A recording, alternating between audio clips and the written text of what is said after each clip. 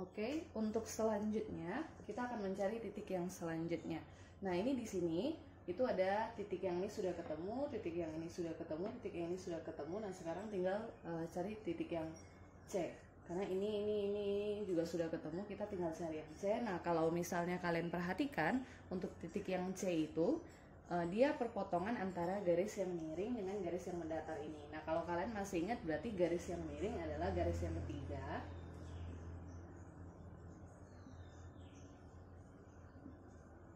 Lalu garis yang lurus ini yang 0,5 itu adalah garis yang ini.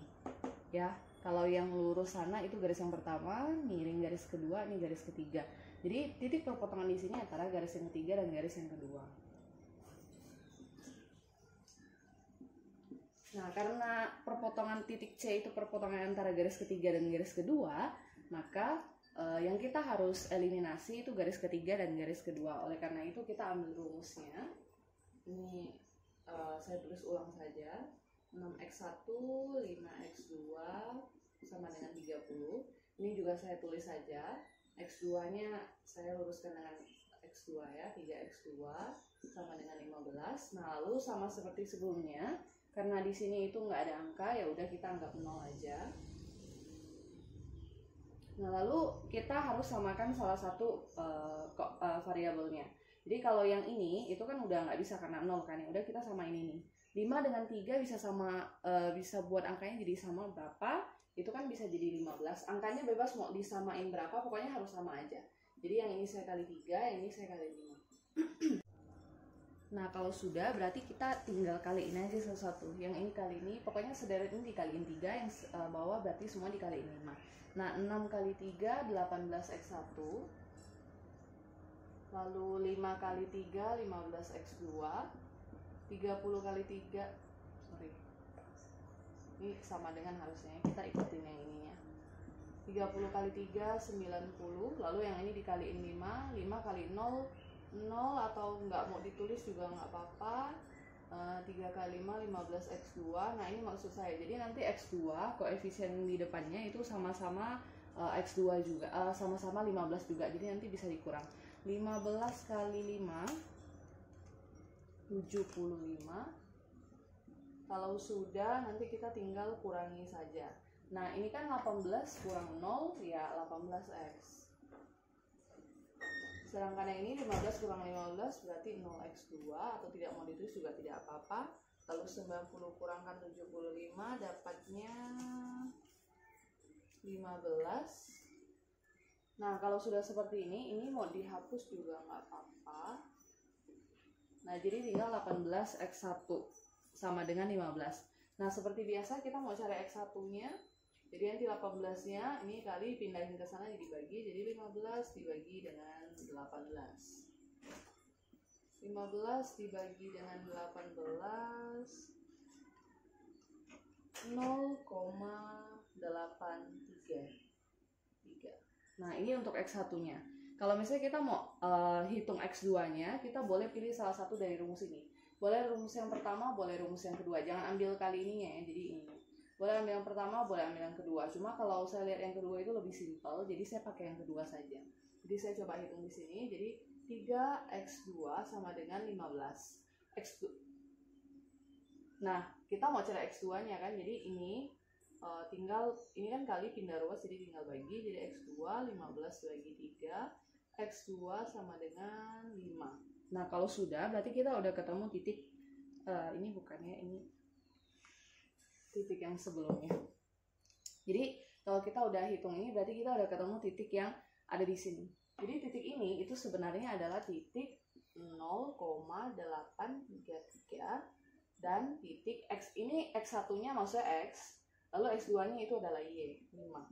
Nah, jadi titik yang ada di sini, titik yang ada di C itu adalah titik 0,833. Jadi titik yang C di sini ini sebenarnya adalah titik 0,833, cuma sebenarnya gambar saya agak karena tidak menggunakan milimeter block, ini cuma kira-kira, makanya dia kelihatannya satu lebih. Tapi harusnya dia 0,833, berarti dia harusnya titiknya di sebelah sini, C-nya, titik perpotongannya. Makanya nanti harus pakai milimeter block. Terus Y-nya itu ada di posisi 5 sini. Nah, jadi titik C ini posisinya adalah, kalau kita tuliskan 0,833, lalu ininya 5. Nah, seperti itu. Jadi, kalau sudah dapat titik perpotongan 1, 2, 3, 4, 5, 0, ini titik A, ini titik A ya, nggak kelihatan lagi. Ini titik A, titik B, titik C, titik D. Kalau sudah ketemu ininya, titik posisi koordinatnya, yang selanjutnya kita masukkan adalah masukkan semua titik koordinat itu ke persamaan fungsinya. Persamaan fungsinya itu yang ini, yang di awal-awal.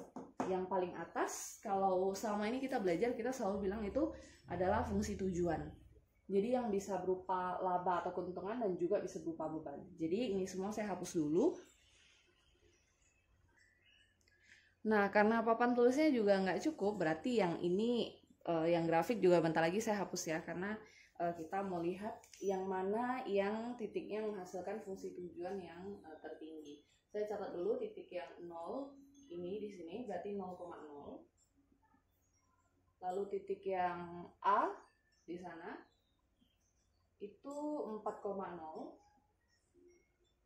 Lalu titik yang B di sebelah sana itu 4, lalu Y-nya 1,2. Titik yang C tadi barusan 0,833,5. Titik yang D itu 0,5. Maksudnya X-nya 0, Y-nya 5 gitu ya. Nah, ada 5 titik. Jadi selanjutnya kita masukkan satu-satu semuanya ke sini, kita cari Z-nya berapa. Ini saya hapus dulu ya.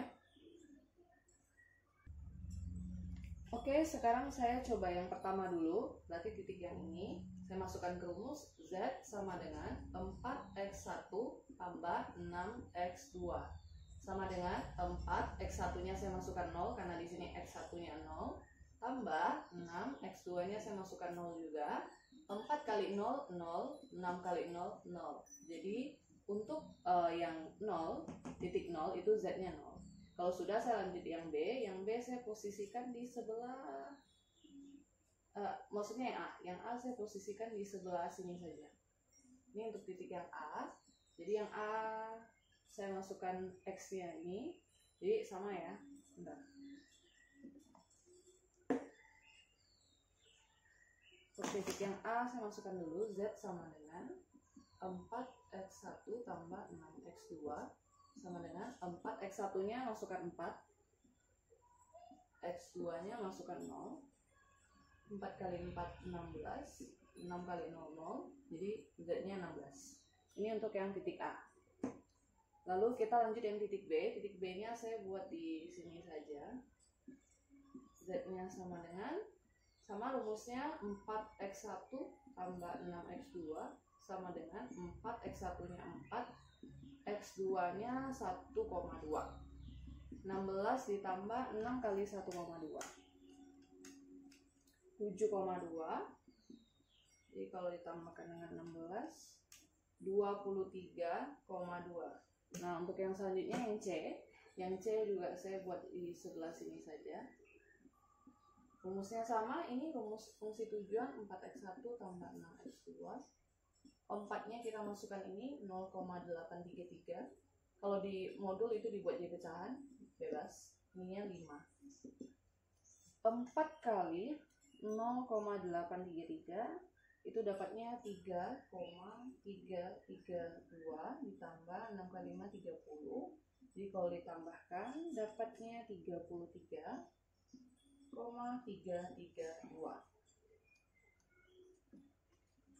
33,332. Oke, nah selanjutnya yang D di bawah sini saja. Jadi fungsi Z-nya sama dengan 4x1 tambah 6x2. 4 berarti x1 nya kita masukkan 0, x2 nya kita masukkan 5. 4 kali 0, 0, tambah 6 kali 5, 30. 0 tambah 30 jadi 30. Nah, perhatikan ya. Ini karena spidolnya cuma hitam jadi mungkin agak susah. Ini titik yang 0. Titik yang 0 itu menghasilkan Z-nya 0. Titik yang A itu menghasilkan Z-nya 16. Titik yang B menghasilkan Z-nya 23. Titik yang C menghasilkan Z-nya 33,32, titik yang D menghasilkan Z-nya 30. Jadi kalau diperhatikan, yang paling besar adalah titik yang 33,332, yang paling besar. Nah, karena yang paling besar adalah titik C, maka titik C yang ditentukan untuk X dan Y-nya. Jadi untuk X-nya di sini sebesar 0,833 dan Y-nya 5. Kalau kalian perhatikan di modul, berarti ini yang tertinggi ya. Kalau kalian perhatikan di modul, itu angkanya dalam bentuk pecahan. X-nya ditulis dalam 5/6, Y-nya ditulis dalam 5. Nah, ini kan kemarin kalau kita perhatikan di soalnya, itu ditanya, jadi berapa sih jumlah produk X yang harus dihasilkan? Jadi berapa sih jumlah produk Y yang harus dihasilkan? Jadi ini nominal kuantitasnya. Cuma kenapa angkanya 00 kayak gini? Mungkin karena dia sederhanakan, mungkin ke dalam seperti ribuan rupiah atau jutaan rupiah, makanya hasilnya seperti itu gitu ya.